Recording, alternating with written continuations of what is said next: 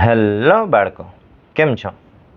આજે આપણે ધોરણ 10માં સ્વાધ્યાય 14.1 એનો દાખલા નંબર 1 છે શીખવાના છીએ. હવે એની અંદર કહે છે કે એક ગલ્લામાં 50 પૈસાના 100 સિક્કા, રૂપિયા 1ના 50 સિક્કા, રૂપિયા 2ના 20 સિક્કા અને રૂપિયા 5ના 10 સિક્કા છે. મતલબ કે એક ગલ્લો છે. માની લે કે ભાઈ આ એક ગલ્લો છે, આપણી પાસે છે. એની અંદર 50 પૈસાના સિક્કા છે. 50 પૈસાના કેટલા સિક્કા છે? તો કે 50 પૈસાના 100 સિક્કા છે. પછી 1 રૂપિયાના સિક્કા છે. 1 રૂપિયાના 50 સિક્કા છે. 2 રૂપિયાના તો કે 2 રૂપિયાના 20 સિક્કા છે. અને 5 રૂપિયાના આપણી પાસે 10 સિક્કા છે. એટલે આવી રીતે એક ગલ્લાની અંદર બધા સિક્કાઓ છે ભરેલા છે.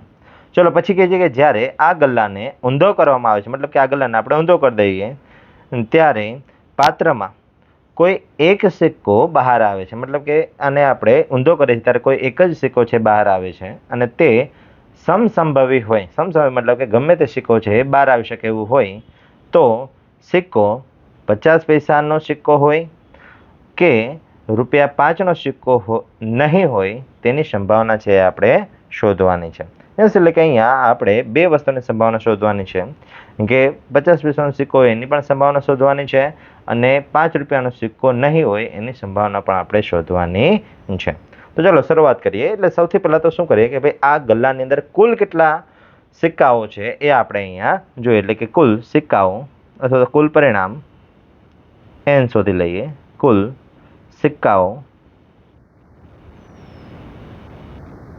એને આપણે n કહી દઈએ બરાબર. ચલો તો સૌથી પહેલાં અહીંયા શરૂઆત કરીએ. 50 પૈસા 50 પૈસા કેટલા છે? તો કે 100 પ્લસ 1 રૂપિયાના 50 એટલે એમાં 50 ઉમેરી દઈએ, પ્લસ 2 રૂપિયાના 20 એટલે એમાં 20 ઉમેરી દઈએ, પ્લસ 5 રૂપિયાના 10 એટલે એમાં આપણે 10 છે ઉમેરી દઈએ. ચલો બધાનો સરવાળો કરીએ. તો કે 100 અને 50 150, 150 ને 20 170 અને 170 ને 10 એટલે 180. યસ, એટલે કે અહીંયા કુલ પરિણામ આપણા n બરાબર મળ્યા 180. ચલો હવે પહેલી ઘટના જોઈએ. તો કે પહેલી ઘટનામાં શું શોધવાનું કે 50 પૈસાનો સિક્કો હોય એની સંભાવના આપણે જોઈએ છે. એટલે ઘટના એ લઈ લઈએ. ઘટના એ 50 પૈસાનો સિક્કો હોય, 50 પૈસાનો સિક્કો હોય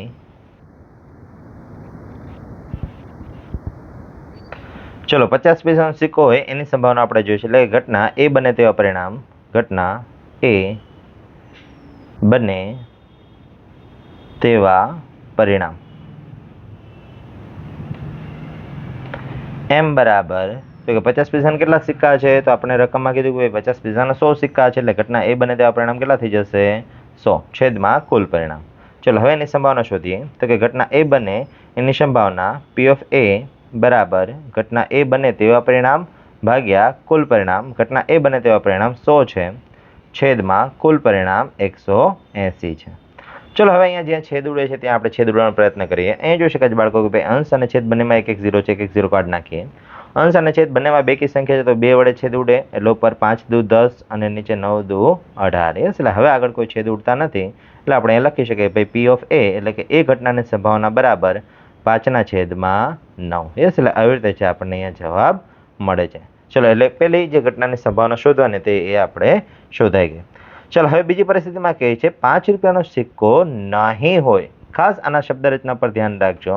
5 રૂપિયાનો સિક્કો નહીં હોય તેની સંભાવના કેટલી? તો આપણે શું કરવું પડશે? તો કે નેગેટિવ પાવર છે એટલે કે કુલ જે પરિણામ છે એમાંથી 5 રૂપિયાના સિક્કા બાદ કરી દઈએ. હવે યાદ કરીએ કે 5 રૂપિયાના સિક્કા હતા કેટલા? તો કે 5 રૂપિયાના સિક્કા 10 હતા. તો કુલ જે આપણને અહીંયા સિક્કાઓ મળ્યા હતા 180, એમાંથી હવે આપણે જે 5 રૂપિયાના સિક્કા 10 હતા એ આપણે બાદ કરી દઈશું. એટલે ઘટના બને તેવા પરિણામ મળશે. એટલે અહીંયા ઘટના બી લખીએ. ઘટના બી 5 રૂપિયાનો સિક્કો, રૂપિયા 5નો સિક્કો નહીં હોય તેની સંભાવના યસ એ આપણે શોધવી છે. એટલે ઘટના બી બને તેવા પરિણામ, બી બને તેવા પરિણામ m બરાબર કુલ પરિણામ 180 માઇનસ ઘટના બને તેવા પરિણામ એ 10. એટલે અહીંયા m બરાબર આપણે મળશે 180. 170, એટલે કે અહીંયા 5 રૂપિયાનો સિક્કો નહીં હોય એના પરિણામ આપણને 170 મળ્યા. ચલો હવે એની સંભાવના શોધીએ, એટલે કે અહીંયા P ઓફ B બરાબર ઘટના બને તેવા પરિણામ m ભાગ્યા કુલ પરિણામ n, ઘટના m બને તેવા પરિણામ 170 ભાગ્યા કુલ પરિણામ 180, એટલે બંનેમાંથી 0 0 કાઢી નાખીએ, એટલે ઘટના b બને એની સંભાવના P ઓફ B બરાબર આપણને મળશે 17/18.